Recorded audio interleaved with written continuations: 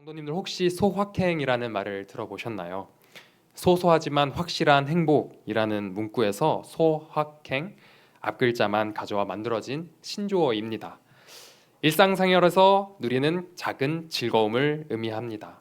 예를 들어서 아침에 눈을 떴는데 미세먼지 농도가 좋음이면 혹시 기분 좋으신 성도님들 계시나요? 또 날씨의 영향을 크게 받으시는 분들 중에 오늘 하늘도 맑고 구름도 아주 새하얗고 선명해서 너무 기분이 좋은 겁니다. 또 전철을 타러 갔는데 기다릴 필요도 없이 전철이 바로 와서 타면 그날 뭔진 몰라도 기분이 좋습니다. 그리고 아이스크림 쌍쌍바를 나눴는데 내가 잡은 쪽에 아이스크림이 더 붙어 있으면 기분이 좋습니다. 이 행복은 소소하지만 어쩌면 큰 만족감을 주는 행복입니다. 우리 주변에는 작지만 입가에 미소를 가져다 주고 시선만 살짝 바꾸어 보아도 행복을 가져다 주는 일들이 곳곳에 숨겨져 있습니다. 그러나 보통 저희는 이 소확행만 바라고 살지는 않죠. 우리는 조금 더 큰 행복을 바라보곤 합니다. 가장 대표적인 것이 돈입니다. 이외에도 사람들마다 각자 여기는 행복의 기준들이 다양하게 있는데요. 그래서 그것을 누리려고 노력합니다. 누구는 돈을 위해서, 누구는 즐거움을 위해서, 또 누구는 커리어를 위해서 등등 우리의 마음은 우리에게 조금 더 큰 행복을 줄 것 같은 것들에게 집중합니다. 그리고 집중하다 못해 마음을 빼앗기곤 하는데요. 그리고 좀 더 나아가 이런 것들이 우리 삶의 목적이 되곤 합니다. 그리고 사람들은 이러한 것들을 얻기 위한 삶을 조정해 나가기 시작합니다. 그 목적을 달성하기 위한 최적의 상태로 말입니다. 사람들은 저마다 그들이 생각하는 더 큰 행복을 마음에 두고 그것에 시선을 두고 거기에 몸을 기울입니다. 삶을 거기에 맞춰서 살아가는 것입니다. 그러면 이 자리에 모인 그리스도인인 저희는 행복이 무엇입니까? 그리스도인의 마음은 어디로 향할 때 행복합니까? 오늘 본문에서 예수님은 그분이 제자로 삼으신 이들에게 진짜 행복이 무엇인지 그리고 그 행복을 어디서 찾고 또 어떻게 누릴 수 있는지 가르쳐 주십니다. 예수님은 제자들을 부르실 때 한 복음을 전파하고 계셨는데요. 그 한 복음은 마태복음에서는 천국 복음으로 기록되어 있는데요. 바로 하나님 나라 복음을 전파하고 계셨습니다. 다시 말해서 예수님께서 제자들을 부르시고 자신의 천국 복음을 본격적으로 전하시기 전에 그들에게 하나님 나라를 가르쳐 주시면서 그곳에서의 삶이 진짜 행복이다라고 말씀하십니다. 그런데 이 나라는 아무나 들어갈 수 있는 것이 아니라고 합니다. 그것이 오늘 본문의 말씀인데요. 그러면 하나님 나라는 누가 들어갈 수 있고 어떻게 해야 그곳에서 진짜 행복을 누릴 수 있을까요? 이 해답이 오늘 본문에 있습니다. 오늘 본문 1절에 예수님께서 수많은 무리들이 자기를 따라오는 것을 보시고 산에 올라가 무리를 향해 앉으십니다. 저희 마태복음 5장 1절을 함께 봉독해 주시면 좋겠는데요. 네, 제가 읽어드리도록 하겠습니다. 예수께서 무리를 보시고 산에 올라가 앉으시니 제자들이 나아온지라. 아멘. 아까도 말씀드렸다시피 하나님 나라는 아무나 들어갈 수 없고 이에 따라 그곳의 진짜 행복 또한 아무나 누릴 수 없다는 말씀을 드렸습니다.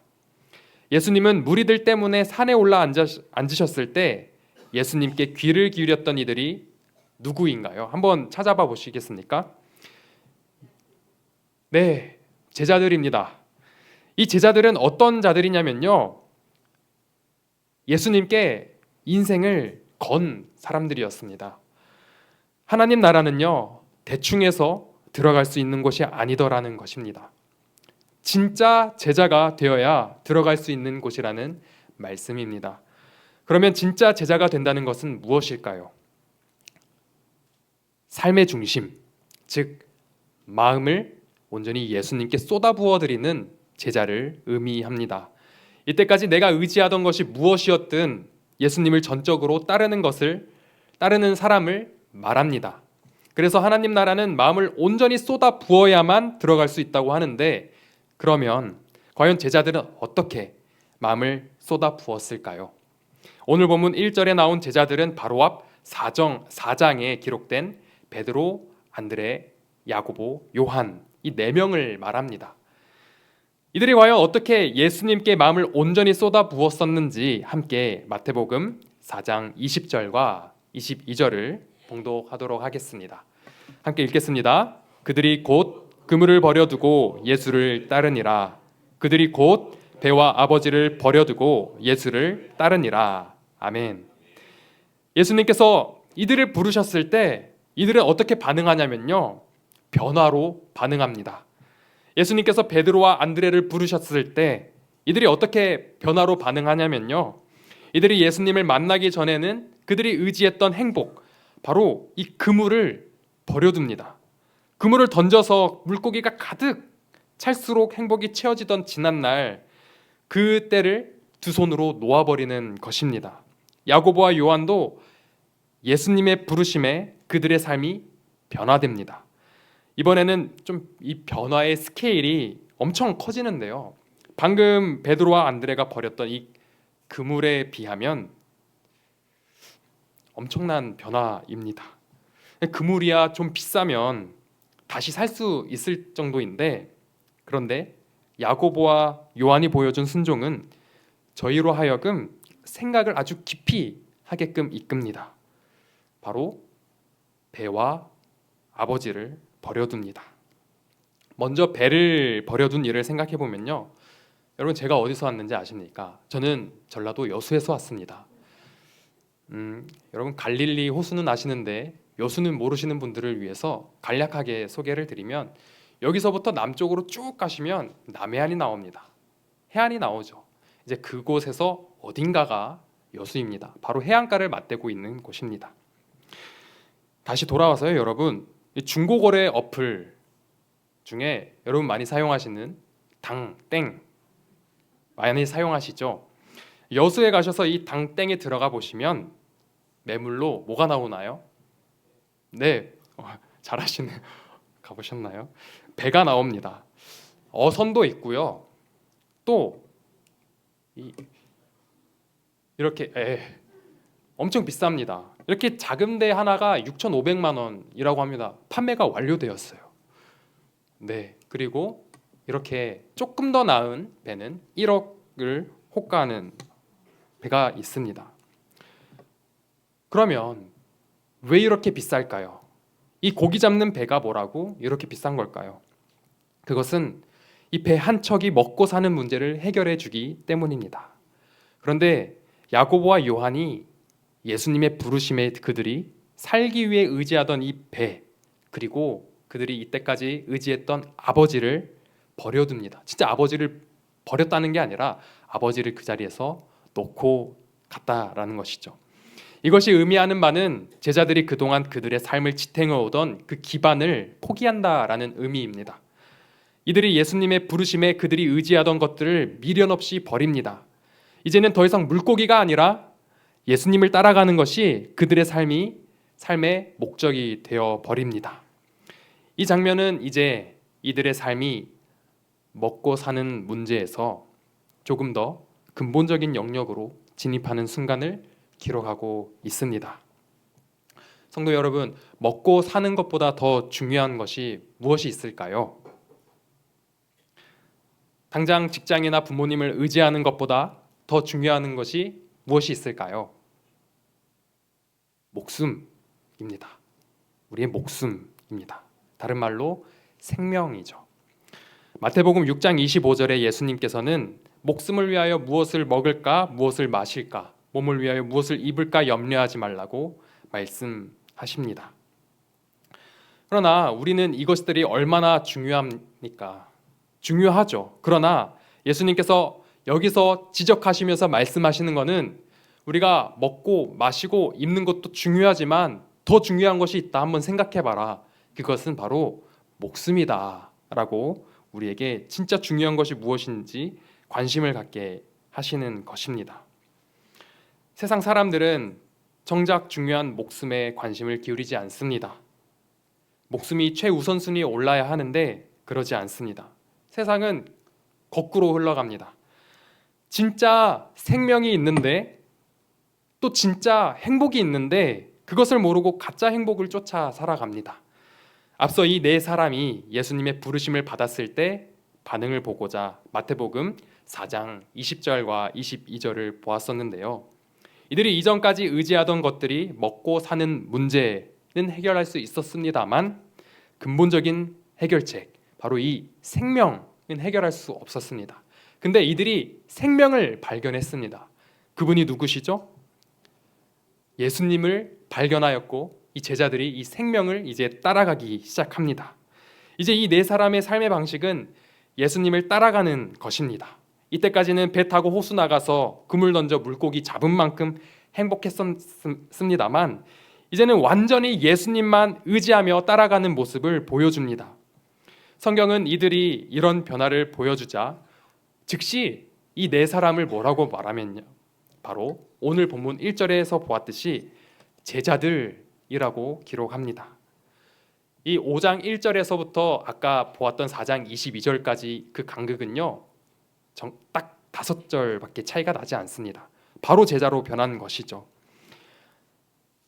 자기들이 이때까지 의지하던 것을 모두 내려놓고 나의 삶을 건 이들, 예수님께 삶을 건 이들을 성경은 제자들이라고 말하고 이들이 바로 하나님 나라에 들어갈 수 있다라고 말하고 있습니다. 하나님 나라는 마음을 온전히 쏟아부어야만 들어갈 수 있는 곳이라고 말씀드렸습니다. 그리고 제자들은 이 마음을 온전히 쏟아부을 준비가 된 이들이었습니다. 어떻게 이들은 그물과 또 배와 아버지를 의지하는 삶의 방식에서 예수님을 따르는 삶의 방식으로 완전히 변할 수 있었을까요? 그들의 변화의 핵심에는 예수님께서 공생애를 시작하시면서 처음 전하셨던 이 천국 복음, 회개하라 천국이 가까이 왔느니라 라의 그 힌트가 있습니다. 예수님께서 회개하라고 말씀을 하시면서 제자들에게 찾아가셨던 것이죠. 4장 17절과 20절 그리고 22절을 보시면 그것이 나와 있습니다. 이 복음을 전파하시던 중 베드로, 안드레, 야고보, 요한을 찾아가셔서 이들을 부르셨던 것입니다. 여러분, 회개가 무엇입니까? 그냥 잘못했습니다 빌고 끝나는 것입니까? 회개는 완전히 돌이키는 것이죠. 나의 삶의 중심을 이전에 내가 의지하던 것들, 내가 왕으로 살던 이 삶을 버려두고 이제는 예수님께 나아가는 것, 온전히 예수님께 나의 삶을 전적으로 맡겨드리는 것, 나의 삶의 주인이 예수님이십니다, 예수님이 나의 왕이십니다 라고 고백하는 것이 우리의 회개입니다. 다시 말해서 마음과 삶의 방향 전체가 돌이켜지는 전환입니다. 즉 이전의 삶의 방식을 버리고 새로운 삶의 방식, 즉 예수님을 따라가는 것입니다. 이런 변화가 베드로, 안드로, 야고보, 요한에게 일어났습니다. 이들의 회개를 통해 과거의 삶의 방식을 버려두고 즉시 예수님을 따라갈 수 있었던 것입니다. 근데 여기서 저희가 봐야 할 것은 바로 이 회개했을 때 이들에게 나타났던 태도의 변화는 바로 저 곧입니다. 저 곧은 즉시라는 말에서 그저 시간적으로 잽싸게 했다라는 것이 아니라 완전한 변화를 말하는 것이죠. 이전 것을 속히 버려두고 이제 완전히 마음을 다잡고 예수님께 나의 마음을 새롭게 하고 이전 것을 미련 없이 버려두고 예수님께 나아간다라는 것을 의미합니다. 예수님의 제자로 변하는 것이죠. 마음이 완전히 새로워집니다. 저희는 이것을 거듭남이라고 말합니다. 하나님 나라는 제자들처럼 마음을 완전히 새롭게 하는 거듭남 없이는 들어갈 수 없습니다. 마음을 온전히 예수님께 향할 때 우리의 삶도 예수님께 정렬되어서 예수님을 따라감으로 하나님 나라에 들어갈 수 있게 됩니다. 그리고 그 하나님 나라에서 누리게 될 행복은 그물이나 배나 아버지처럼 이전에 의지하던 것들을 통해 얻었던 행복과는 차원이 다른 행복입니다. 그것은 생명입니다. 예수님께서 주시는 그 생명이 우리의 행복입니다. 그리고 이 생명을 얻기 위해서는 우리는 진짜 제자가 되어서 이전 것을 버려버리고 온전히 예수님께 삶을 전적으로 맡겨야 합니다. 이전에는 먹고 사는 문제에서 행복을 찾았다면 이제는 예수님이 주시는 새 생명으로 행복을 누릴 수 있게 되었습니다. 오늘 예수님께서 제자들을 부르시고 이곳 저곳을 돌아다니십니다. 그곳에서 병든 자와 약한 자들을 모두 고치시면서 하나님 나라 복음을 전파하셨습니다. 그리고 이 소식을 들은 사람들은 유대인뿐만 아니고요, 저 멀리 호수 너머에 있는 이방인들도 예수님께 찾아왔습니다. 바로 사방에서 예수님께 몰려온 것이죠. 그래서 예수님께서 자기를 따라오는 수없이 많은 무리들을 보시더니 산에 올라 언덕 아래를 보시고 앉으셨습니다. 이때 예수님의 가르침을 귀 기울여 듣기 위해 무리들보다 가까이 나온 자들 누구였죠? 제자들이었습니다. 그들은 삶의 방식을 버리고, 이전의 삶의 방식을 버리고 예수님을 전적으로 따랐던 제자들이었습니다. 제자들이 예수님께 가까이 나오자 예수님은 제자들에게 하나님 나라의 삶의 방식은 어떠한 것인지 가르쳐 주었습니다. 어떻게 해야 하나님 나라에서 행복을 누릴 수 있는지 가르쳐 주신 것이죠. 저희는 여기서 이 무리와 제자들을 구분해서 볼 수 있어야 합니다. 무리는 예수님의 기적이 놀라워서 나의 삶의 문제가 조금이나마 해결받기를 바라서 예수님을 따라다녔던 것입니다. 그러나 이 제자들은 문제 해결뿐만 아니라 완전히 예수님께 삶을 건 자들이었죠. 과거에 의지했던 모든 것 버리고 예수님만을 따르기로 마음을 쏟아부은 자들입니다. 그리고 예수님께서는 오늘 하나님 나라에서 누릴 수 있는 이 행복의 방법으로 바로 팔복을 알려주십니다. 다시 말씀드리면 오늘 본문에서 말하는 하나님 나라의 행복은 예수님의 진짜 제자들만 누릴 수 있는 것입니다. 무리들은 멀찍이서 예수님이 말씀하시는 것을 그저 듣기만 했었습니다. 그런데요, 이 제자들은 자기의 삶을 걸었던 것이죠. 예수님은 오늘 본문에서 팔복을 말씀을 하시는데, 죄송합니다. 예수님께서 말씀하시는 하나님 나라 행복은 누구나 들어서 누릴 수 있는 것이 아니라고 말씀드렸었습니다. 이 행복은 마음과 삶이 온전히 예수님께 향한 자, 또 회개한 자, 또 거듭난 자, 예수님을 왕으로 모신 자가 누릴 수 있는 것이라고 말씀드렸습니다. 다시 말씀드려서 이 행복은 우리의 마음의 변화가 없이는 누릴 수 없다라는 것입니다. 즉, 회개 없이는 누릴 수 없다라는 것이죠. 내 마음의 주인이 누구신가 생각해 보아야 합니다.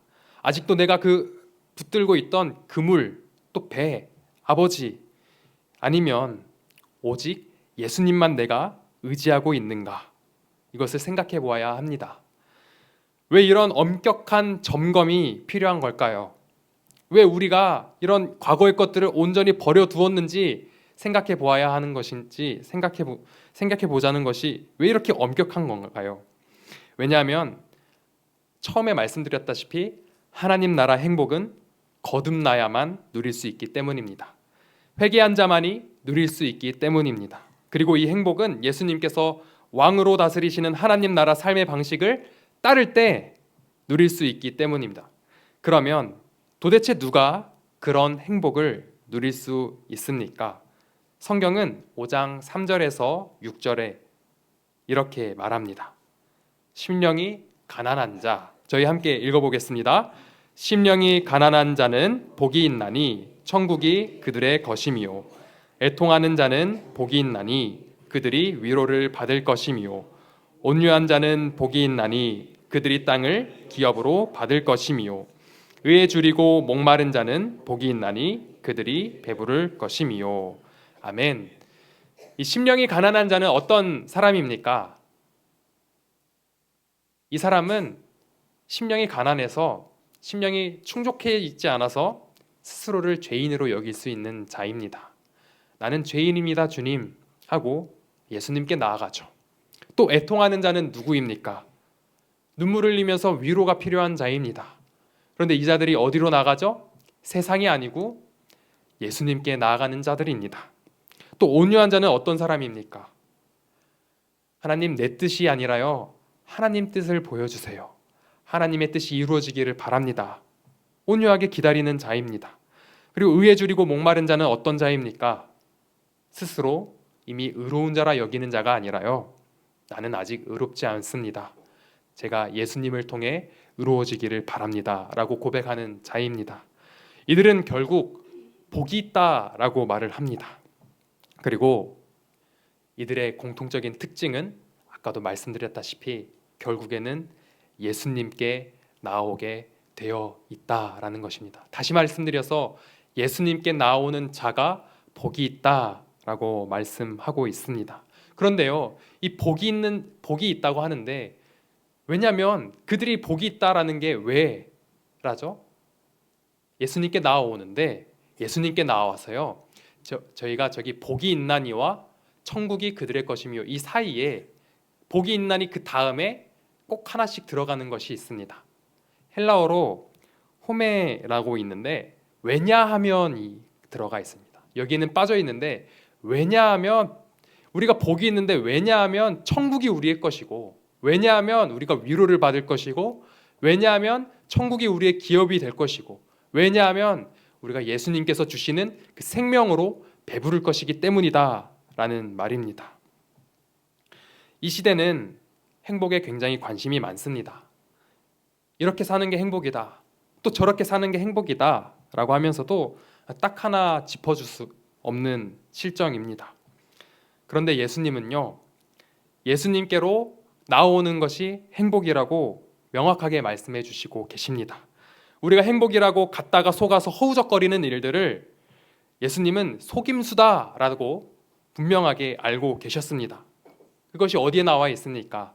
오늘 마태복음 앞에 보시면요, 예수님께서 세례를 받으시고 성령이 임하여서 성령의 인도하심을 따라 광야로 가서 40일 금식 후에 사단에게 시험을 받으실 때입니다. 돌을 떡덩이로 바뀌게 해라, 또 뛰어내려 봐라, 또 온 세상을 너에게 줄 것이니 나에게 경배해봐라 라고 속삭이지만, 예수님은 그것이 속임수다, 그것이 진짜 행복이 아니다 라고 저에게 말씀해 주시죠. 온 천하를 얻으면 행복할 것 같지만 또 그렇지는 않죠. 저희가 작은 것 하나만, 이것만 있으면 좋겠다라고 생각을 했었어도 그것을 가지면 우리의 만족감은 금세 또 휘발되어 버립니다. 또 이 만족감을 누리기 위해서 우리는 보람이라는 것을 찾아서 떠납니다. 열심히 노력해서 보람을 얻고, 그런데 이 보람은 또 오래가지 않고 또 휘발되어 버립니다. 맞습니다. 노력해야 합니다. 하나님께서 우리에게 주신 이 사명을 다해야 합니다. 그런데 우리는 무엇을 위해 이 사명을 다하고 있습니까? 나의 만족을 위해 하고 있습니까? 아니면 예수님께 나아가기 위해서 이 사명을 하고 있습니까? 그것을 생각해 봐야 합니다. 그러면 다시 질문해 봐야 합니다.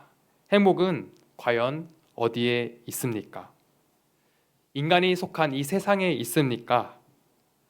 그러나 성경은 이 세상에 결코 행복이 없다, 다만 다른 것이 있다라고 말합니다. 4장 16절을 제가 읽어드리겠습니다. 흑암에 앉은 백성이 큰 빛을 보았고 사망의 땅과 그늘에 앉은 자들에게 빛이 비추었도다. 아멘. 성경은 세상을 흑암과 사망의 땅, 그리고 사망의 그늘이라고 말합니다. 왜 세상에 온전한 행복이 없습니까? 바로 여기 있는 사망 때문입니다. 우리에게 사망이 들어온 이유는 무엇이죠? 죄입니다. 다시 말하면 이 세상에 미련이 많으면 여전히 죄의 문제가 해결되지 않은 것이며, 그 말은 온전히 예수님을 따라가지 못하고 있다는 것입니다. 예수님은 성경의 1.1획도 없어지지 않을 것이라고 분명하게 말씀을 하셨습니다. 우리는 이 성경에서 어떤 것은 중하고 어떤 것은 경하다라고 할 수 없다라는 것입니다. 다시 말씀드리면 우리는 이 말씀을 다 순종할 때까지 나아가야 한다라는 것입니다. 우리는 진짜 제자입니까? 하나님 나라의 행복은 우리에게 비춰진 이 빛을 받아들이는 자, 내게 오신 예수님을 믿는 자들이 누릴 수 있는 것입니다. 나의 죄, 내가 주인 되려 하였던 마음을 버려두고 예수님을 따르기로 하는 새 마음을 얻는 거듭남으로 이 빛을 누릴 수 있습니다. 우리가 예수님을 따라가면 7절에서 10절에 기록된 말씀을 살아낼 수 있습니다. 이웃을 긍휼히 여길 수 있고요. 사심 없이 두 마음을 품지 않고 진실하게 사람들을 대할 수 있고요. 갈등이 있는 곳에 화평을 가져오고요. 하나님의 말씀대로 살아 하나님께 인정받는 삶, 의로운 삶을 살아내어 세상에 기꺼이 또 불이익도 당하고 억울한 일도 당하고 핍박도 받을 수 있습니다. 예수님을 따라가는 진짜 제자들의 삶의 방식이 바뀌어 버리는 것이죠. 예수님의 사람이 되는 것입니다. 우리 중에 누가 긍휼을 알 수 있습니까? 그런데 저희는 긍휼을 압니다. 누구 덕분이죠? 우리 안에 계신 예수님의 영, 성령님 덕분이죠. 우리 안에 어떻게 진실한 마음이 있습니까? 근데 있습니다. 예수님의 영, 성령님께서 우리와 함께 계시기에 우리는 진실을 말할 수 있습니다. 마음이 나뉘지 않고요. 정말 마음을 다해서 우리 이웃을 사랑할 수 있는 것입니다. 또 누가 이 말씀을 위해서 기꺼이 고난당하시겠습니까? 우리가 그런 자들입니다. 성령님을 마음에 모신 자들, 예수님을 나의 구주로 인정한 자들, 예수님께 나의 생명을 건 자들이 바로 이렇게 복음을 위해서 기꺼이 고난도 당할 수 있는 것입니다. 예수님은요, 이 복음을 지켜내는 우리에게 홀로 이 복음의 길을 가라고 하지 않으십니다. 예수님은 우리와 동행하십니다. 누구와 함께 누구를 보내주셔서 동행해 주시죠? 성령님을 보내주셔서 우리와 동행해 주십니다. 우리가 갖는 그 고난을요, 예수님도 같이 고난당해 주신다라는 말씀입니다. 오늘 본문 3절에서 6절 4개의 복은 하나님께 나아갈 때 얻는 복입니다. 다시 말씀드리면요, 여기 왼편에 있는 이 3절에서 6절에 있는 복은 하나님께 나아갈 때 얻을 수 있는 복이고요. 그리고 마태복음 5장 7절에서 10절에 있는 이 4가지 복은요, 우리가 이웃에게 갈 때 얻을 수 있는 복입니다. 이 뭔가 하나님 사랑, 이웃 사랑 뭔가 떠오르지 않으시나요? 십계명이 떠오른다고 말씀해 주셨습니다. 맞습니다. 마태복음은 이렇게 구약의 성취를 의도적으로 배치하고 있는 것입니다. 예수님은 구약을 완성시키기 위해서 이 땅에 오신 분이시고 성취하시는 것이다 라는 말입니다. 하나님을 사랑하고 이웃을 사랑하는 것이 우리의 행복입니다. 그러나 우리가 진짜 제자 되어서 우리 마음을 온전히 예수님께 쏟아붓고 그분을 따르면 하나님 나라에서 행복한 삶을 살 때 세상은 가만두지 않는다라고 말합니다. 11절에 예수님 따른다는 이유로 욕먹고 또 박해받고 우리에게 험한 말을 해올 것이라고 말합니다. 그러나 그때 우리에게 뭐라고 말씀하시냐면요, 바로 그때 우리에게 복이 있다라고 말씀을 합니다. 우리가 저기까지 가야 한다라는 것입니다. 11절에 욕먹고 박해받고 험한 말을 들어야 그때 우리에게 복이 있다라고 말합니다.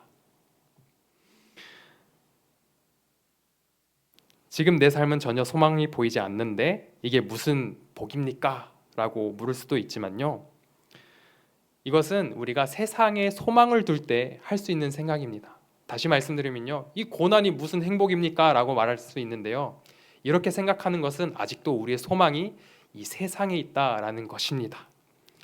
우리 소망은 하나님 나라에 있습니다. 그래서 예수님께서 5장 12절에 이렇게 말씀하십니다. 저희 함께 봉독하도록 하겠습니다.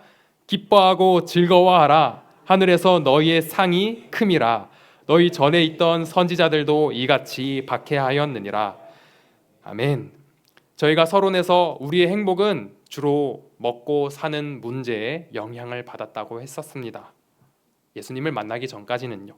그러나 예수님을 만난 저희는, 예수님을 나의 구주로 고백한 저희는 먹고 사는 행복에서 변화되어 생명으로 인한 행복으로 넘어왔습니다. 우리에게 진짜 중요한 것은 생명이고 이 생명을 얻을 때 우리는 행복을 누릴 수 있습니다. 그리고 이 생명은요, 누구에게 있죠? 예수님께 있습니다. 우리는 예수님께 우리의 인생을 걸어야 진짜 그곳에서 고난당할지라도 기쁨을 당하는 것입니다. 성도 여러분, 혹시 고난당하고 계십니까? 예수님 때문에 고난당하고 계십니까? 그러면 반드시 예수님께서 이 고난 뒤에 기쁨을 주실 것입니다. 이 기쁨은요, 고난 없이는 얻을 수 없습니다. 반드시 이 고난을 거쳐야 그때 우리에게 기쁨이 있다, 복이 있다, 행복이 있다라고 말을 하고 있습니다. 예수님께서 우리로 하여금 이 땅에 살지 말고 하나님 나라에 살라고 말씀하시면서 이렇게 말씀하십니다. 마태복음 6장 33절 저희 함께 봉독하겠습니다. 그런즉 너희는 먼저 그의 나라와 그의 의를 구하라. 그리하면 이 모든 것을 너희에게 더하시리라. 아멘. 하나님 나라를 사는 이들에게 닥치는 환난과 시험, 그 가운데 우리가 누릴 수 있는 안식이 있습니다. 이에 대해 이 스코틀랜드 출신 찬송가 작사가였던 헨리 프랜시스 라이트는 천국 안식이라는 제목의 시를 지어 이렇게 고백했습니다. 괜찮으시면 제가 낭독해 드리겠습니다. 사람이 주는 고생 근심, 나 주님 품에 달려가게 만들 뿐. 시련의 삶 고되게 짓눌려도 더 달콤한 천국 안식 있도다. 이 땅에서 우리가 바라는 상은 어쩌면 못 받을 수도 있어요. 왜냐하면 우리는 이전 것을 버려두었고 우리 삶을 예수님께 걸었기 때문입니다. 그런데요, 진짜 중요한 걸 얻었죠. 생명을 얻었습니다. 그러나 우리가 진짜 누려야 할 하나님의 행복은 바로 이 생명으로 들어간 하나님 나라의 행복입니다. 이곳에 참 기쁨과 참 즐거움이 있습니다. 바로 생명이죠. 예수님이 부르셨던 제자들은 이 생명을 찾았습니다. 내가 과거에 의지했던 삶의 방식들을 미련 없이 즉시 내려놓음으로 예수님을 나의 구주로 고백하며 예수님을 따라갔습니다. 과거의 미련이 자꾸 떠오른다면 하나님을 신뢰하시기를 바랍니다. 우리가 이렇게 미련이 자꾸 떠오른다면 하나님을 다시 한번 신뢰하시기를 바랍니다. 왜냐하면요, 하나님은 이미 우리에게 있어야 할 것들을 알고 계시기에 염려하지 않아도 된다라는 것입니다. 우리에게 필요한 것이라면 하나님께서 부족함 없이 채워주십니다. 다만 이런 염려를 내려놓고 우리가 진짜 해야 될 것은 예수님 따라가는 진짜 제자가 되어야 합니다. 하나님 나라의 행복은 진짜 제자가 들어갈 수 있고 진짜 제자가 누릴 수 있는 것입니다.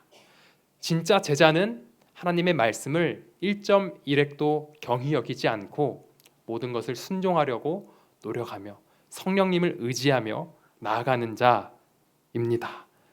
그때 예수님께서 왕으로 다스리시는 하나님 나라에서 행복을 누리실 수 있는 것입니다. 근데 가끔 우리는 오해할 수 있어요. 하나님은 우리 삶에 행복이 없으신가라고 오해할 때가 있습니다. 내 기도 제목이 이거였는데 왜 들어주시지 않지? 라고 하나님을 오해할 때가 있습니다. 그러나 우리는 압니다. 다시 한번 생각해 보면 그 누구보다 하나님께서 우리에게 관심이 많으시고 하나님께서 우리의 행복에 누구보다 관심이 많으시다는 것을요, 바로 그분의 독생자까지 아끼지 아니하시고 우리에게 주셔서 생명을 주시지 않았습니까? 그런 하나님이라면 우리는 신뢰할 수 있을 것입니다. 세상은 변해가고 세상은 항상 우리를 향해 등을 돌리지만 하나님은 언제나 그 선하심을 우리를 향해 보여주고 계십니다. 그래서 우리는 좋으신 하나님을, 또 신실하신 하나님을, 생명을 풍성하게 하신 하나님을 신뢰하며 예수님을 따라가는 진짜 되시기를 간절히 소망합니다.